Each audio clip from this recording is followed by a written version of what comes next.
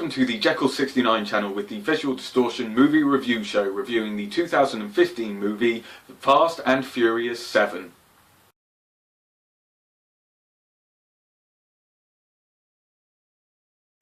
The most important thing in life will always be the people right here, right now. That's what's real. Hello? Dominic Toretto. You don't know me. You're about to.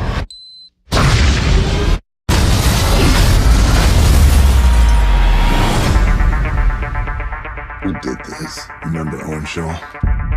This is his big bad brother. He's a special forces assassin. They created a monster.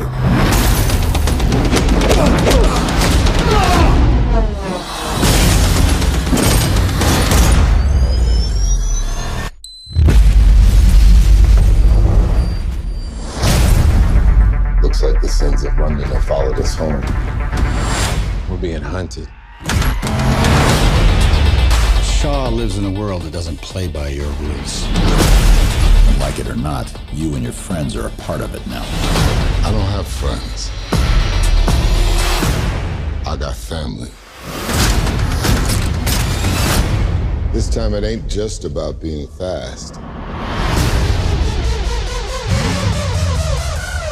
Can somebody just walk me through what we supposed to be doing? Yo, Roman, you need some fresh air? Just when you didn't think it could get any better, huh?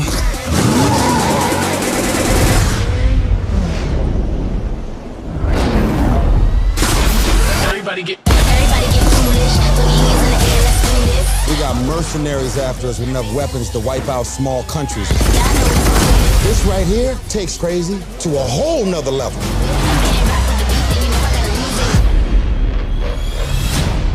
So what's the plan, Don? One last ride. Nope, I'm not looking.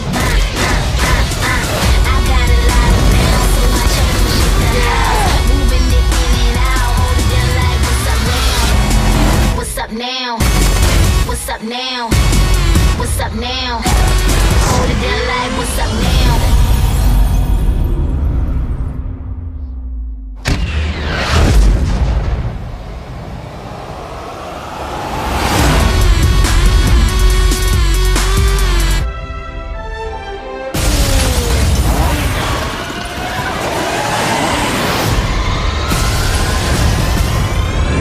Starring Vin Diesel as Dominic Toretto, Paul Walker as Brian O'Connor, Jason Statham as Deckard Shaw, Michelle Rodriguez as Letty, Jordana Brewster as Maya, Tyrese Gibson as Ramon, Ludacris as Taj, Dwayne Johnson as Hobbs, Lucas Black as Sean Boswell, Kurt Russell as Mr. Nobody, Natalie Emmanuel as Ramsey, with Tony Jaa and Digimon Hanzo.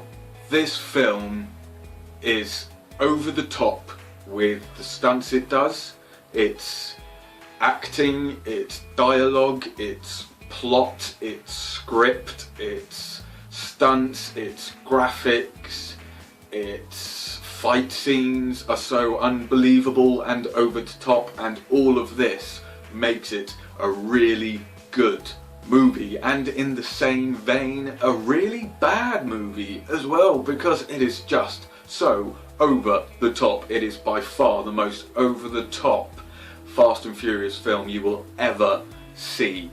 Normally you get a little bit of annoyance when you see a bit of science gone wrong, like when you see two big cars pulling along a massive safe, of which the two cars wouldn't do. They would lose their rear axle.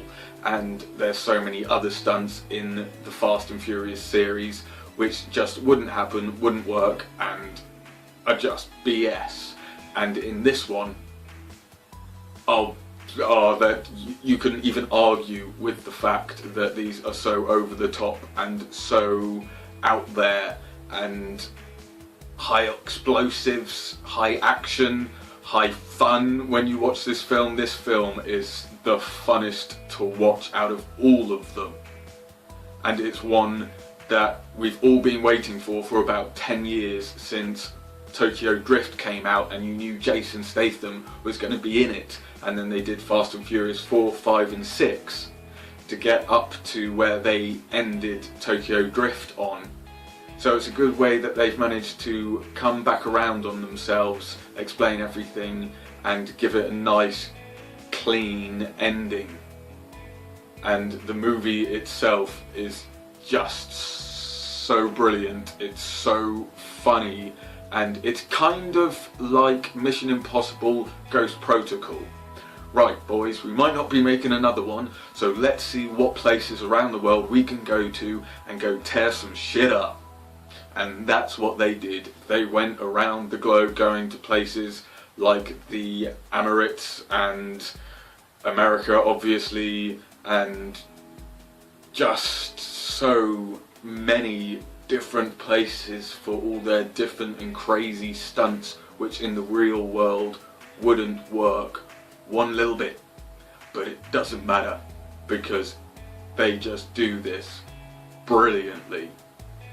And when it comes to all the plots that go on in there, they're the plots that continue on from some of the older films, so you get them coming to a conclusion as well as this new plot with Jason Statham as the bad guy. You also have the main plot in there and subplot as well, which involves Mr. Nobody played by Kurt Russell. Of course, I'm not going to spoil the subplot for you, but it is just so balls in your face out there and so over the top and ridiculous. It's hard to believe, and yet it somehow looks all believable within the world that these 6-7 main characters build up and have been building up over the last 6 films. In no way does the Fast and Furious 7 let you down. And when it comes to Paul Walker, what they do with his character is brilliant. It's inspired, and it's definitely a great send-off to an actor that really brought and helped bring this great series to life. A series which, if you look back at the first one with the way it was shot and filmed and the grittiness about it and the very, you know, they had really nice cast but they were really busted, they were really dirty, it was real and gritty kind of film. And then you look at 6 and then you go and see 7 and the amount of shine and gleam and just jaw-dropping graphics and scenery that you see in it compared to the wastelands of the first. They've come so far with this series of the Fast and Furious films, and it's such a shame that one of the family's members of Fast and Furious wasn't around to see it be released. But when it comes to the stand-ins of his 2 brothers coming in, you can't really tell. If you're looking for it, you will find it. But you can't really tell if you're just sitting back and enjoying the film. There are 1 or 2 instances where he goes from a thin set to a big set and his face isn't quite right. But it doesn't matter. But one thing you do notice is the fact that he doesn't have many lines in the film, but he has loads of action. And what did they do with his character at the end? Is just spot on, perfect and beautiful.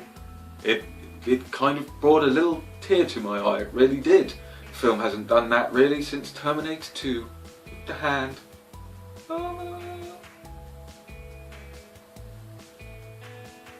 You know, it actually brought a bit of a tear to my eye actually seeing the end of the Fast and Furious 7.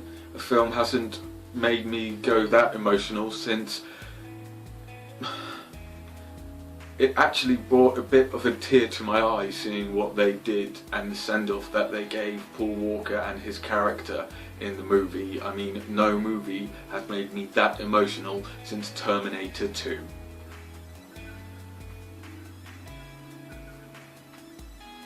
The film is just a reason for them to go all balls out with every character that they could. You've got The Rock with Jason Statham, with Vin Diesel, and the fight scenes that they have for this.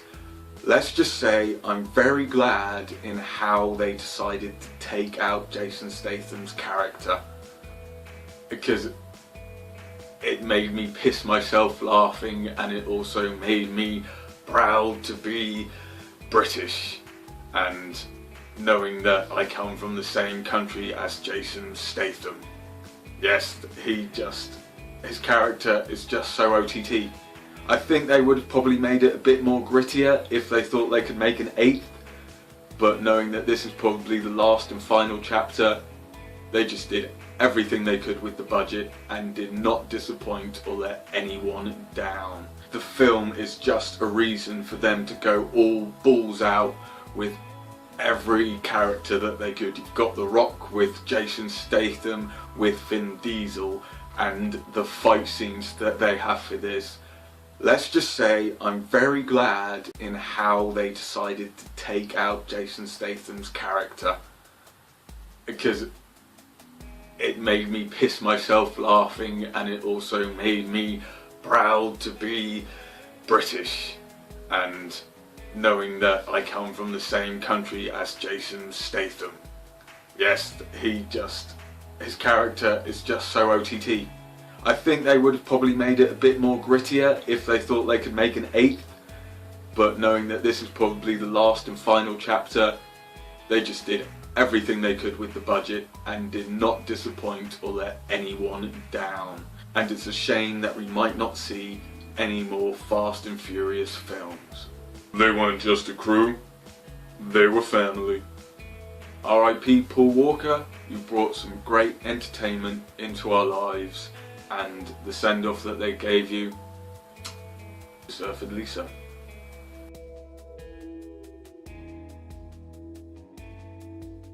Thank you very much for watching the Jeccles69 channel with the Visual Distortion movie review show, reviewing the 2015 movie Fast and Furious 7.